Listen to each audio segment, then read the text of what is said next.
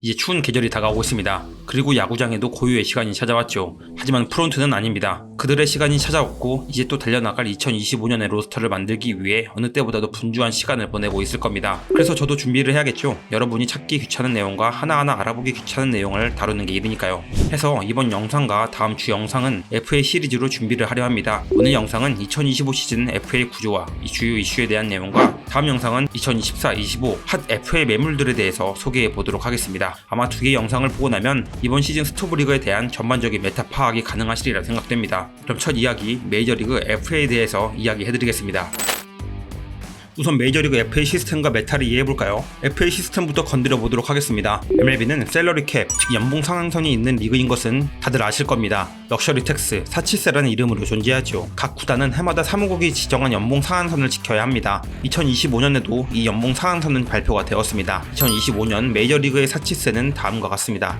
1차 한도 2억 4,100만 달러, 2차 한도 2억 6,100만 달러, 3차 한도 2억 8,100만 달러, 4차 한도 3억 100만 달러. 이는 2022년부터 26년까지 노사 협정에 따라 설정된 금액으로 2025년부터는 기존 3단계에서 4단계로 벌칙 규정이 확대되었습니다.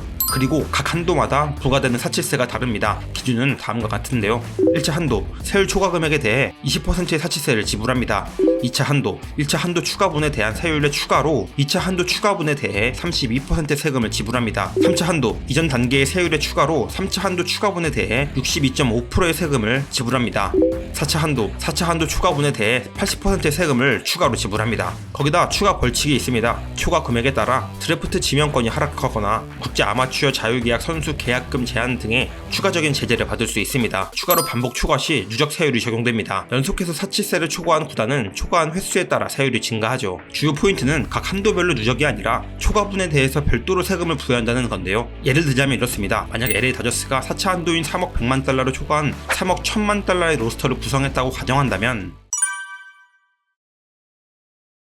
총 사치세 금액은 다음과 같습니다. 400만 달러, 640만 달러, 1250만 달러, 800만 달러를 더한 총 사치세는 약 2690만 달러가 됩니다. 엄청난 금액을 사치세로 지급해야 하는 거죠. 1년에 2690만 달러면 엘리트 선발투수 한 명의 연봉을 지급할 수 있는 금액이죠. 거기다 만약 2년 연속이 넘는다면 세금을 더 내야 하고 또 추가로 프로야구 시스템의 핵인 드래프트권이 누락되거나 순위가 낮아지는 결과를 초래하게 됩니다. 그렇기에 사치세는 소프트한 샐러리캡 제도이지만 결코 소프트하다고만 말할 수 없는 것이기도 하죠.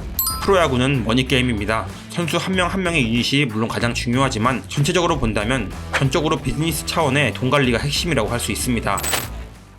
그런데 한편 이런 생각들을 할 수도 있을 겁니다. 아니 야구 구단들 돈 잘 버는 거 아니야? 저 정도 돈을 쓰고 로스터 빵빵하게 만들 수 있으면 저 정도 감안해야 하는 거 아니야? 라고 말이죠. 이걸 이해하기 위해선 이제 MLB 구단들의 수익을 알아봐야 하는데요. 2024년은 아직 발표되지 않아 지난해 2023년의 영업이익에 대한 포브스에서 조사한 내용을 보여드리자면 이렇습니다. 2023년 수익을 가장 많이 얻은 팀은 뉴욕 양키스로 6억 7,900만 달러의 매출을 일으켰습니다. 2위는 다저스로 5억 5,900만 달러였죠. 그 뒤로 컵스, 보스턴, 애틀란타, 필리스 등 확실히 연고지 시장력이 뒷받침되어주면서도 역사적으로 인기가 있었던 팀들이 높은 매출을 발생시켰습니다. 그런데 이제 실제적인 소득인 영업이익을 보면 달라집니다. 양키스의 영업이익은 200만 달러였고 다저스는 2,600만 달러, 그 뒤로 컵스 6,800만 달러, 보스턴 6,200만 달러, 브레이브스 6,600만 달러의 영업이익을 얻었습니다. 가장 적었던 영업이익은 매치로 적자였는데요. 2억 9,200만 달러의 적자가 있었고 샌디에이고가 다음으로 1억 1,100만 달러의 적자가 있었습니다. 빡세죠. 반면 가장 좋았던 팀은 오리올스로 9,900만 달러, 다음은 시애틀로 7,600만 달러, 그리고 다음으로 템파베이 피츠버그 6,800만 달러의 영업이익을 취득했습니다. 생각보다 우리가 알고 있는 빅마켓의 팀들이 돈을 그렇게 많이 벌지 못하고 스몰 마켓이나 미들 마켓의 구단들이 돈을 더 잘 버는 것 같은 느낌이 들죠. 이유는 뭘까요? 영업이익이 적고 많음에 따라 씀씀이가 다르기에 구단마다 차이가 있을 수는 있지만 야구 구단의 지출 비용의 평균 55% 이상이 선수 연봉입니다. 즉 양키스나 매치 같은 팀들은 많이 벌지만 그만큼 많은 지출을 했다는 이야기죠. 영업이익적인 측면으로 고려하면 사치세 라인을 어기고 지키는 게 그렇게 여유롭지는 못하다는 것을 느낄 수 있을 겁니다. 컵스나 시애틀, 레드삭스 같은 팀의 팬들이 요즘 계속 불만을 표출하는 이유도 구단주 너 돈도 잘 버는데 왜 돈 안 쓰냐가 그냥 떼쓰는 게 아니라 정말 그냥 안 쓴다는 것을 알 수도 있는 것이기도 하죠. 어쨌든 MLB의 산업 구조가 로스터 구성이 훨씬 적은 NBA나 로스터 구성은 더 많지만 수익 구조가 더 좋은 NFL에 비해서 돈을 더 못 버는 것이 맞기에 사치세 라인을 어기는 게 그렇게 쉽지는 않습니다. 않습니다. 그래도 2024년엔 대략 20%의 MLB 전체 매출 증가가 있었다는 자료도 보고되고 있기에 2025년에는 조금 더 나은 살림살이가 될 수도 있다는 생각이 들기도 하죠.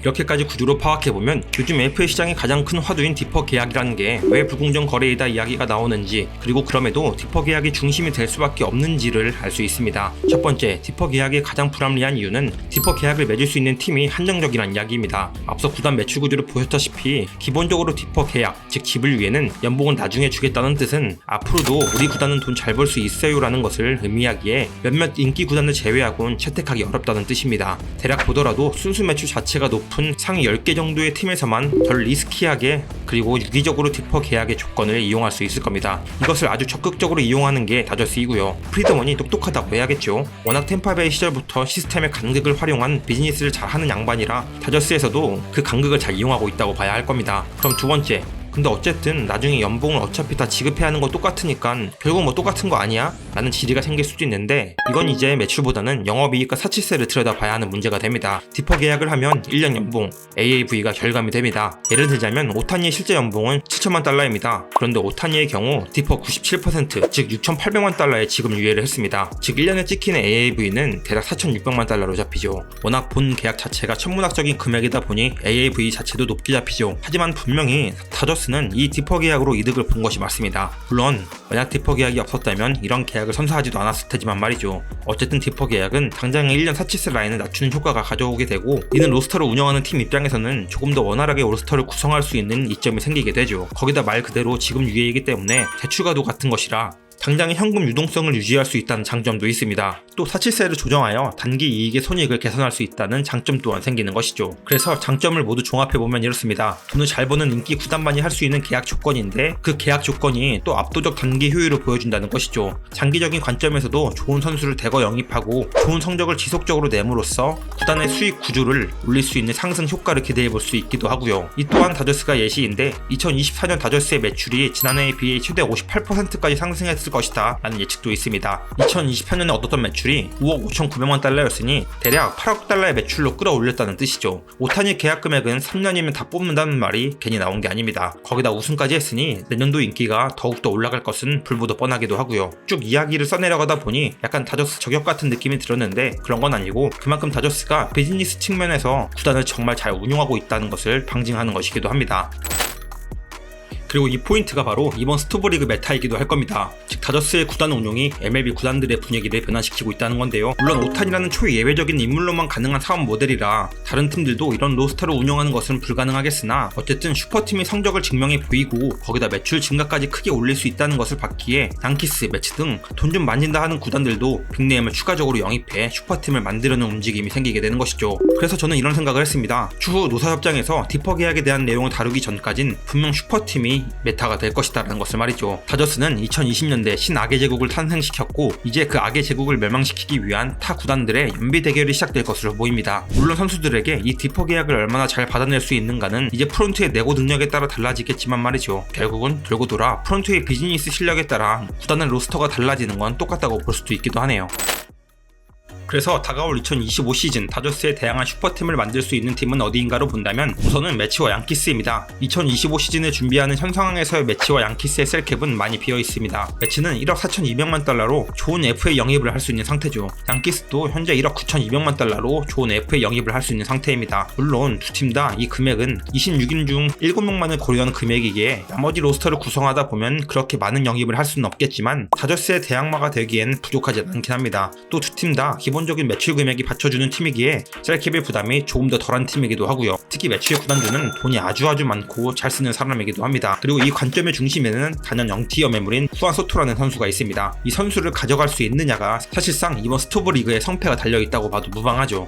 다음 라인으로는 오리올스, 보스턴, 애틀란타, 휴스턴, 샌프란시스코, 시카고 컵스, 토론토, 텍사스 정도가 이제 강한 라인업을 구축하고자 하는 팀일 겁니다. 언급한 팀들은 연고지의 시장 상황도 나쁘지 않을 뿐더러 수익 구조도 잘 잡혀있는 팀들이란 장점도 있고, 또한 한두 명의 좋은 영입으로 슈퍼팀에 버금가는 팀 구성을 할 수 있는 로스터를 운영하고 있다는 장점도 있습니다. 이 정도 팀을 기억하고 계신다면 올 시즌 FA 폭풍의 핵은 어디가 될지 대략적으로 보실 수 있다는 생각을 하게 되네요. 확실한 건 2025 시즌의 메타는 신악의 제국 다저스를 무찔러라라는 느낌이 듭니다. 과연 이번 스토브 리그 어떤 일들이 생기게 될까요? 빅리그 스토브 리그 산업에 대한 전반적인 내용을 간략하게 알아봤으니 이제 다음 시간엔 본격적인 유닛들을 살펴보는 시간들을 가져보도록 하겠습니다.